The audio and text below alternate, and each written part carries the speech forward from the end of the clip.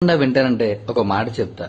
ఏంటంటే, మత్తు కోసం మందు కొట్టి సోకుల కోసం సిగరెట్ తాగి చిన్న చిన్న సరదాలే పెద్ద పెద్ద వ్యసనాలై లైఫ్ ని మింగేస్తున్నాయంటే ఏంటో అనుకున్నాను భయ్య.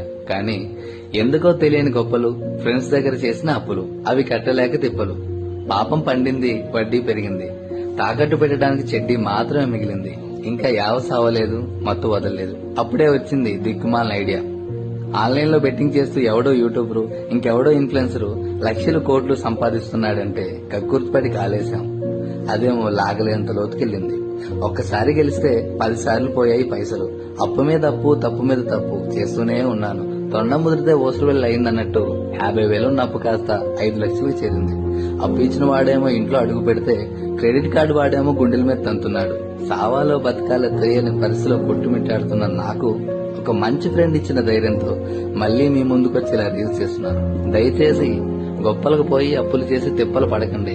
తర్వాత మనం సచ్చినా ఎవడూ పట్టించుకోడు. ఇట్లు సర్వం సంకనాకి పోయి ఇప్పుడే కోలుకుంటున్నా మీ ఫ్రెండ్ సుబ్బరావు.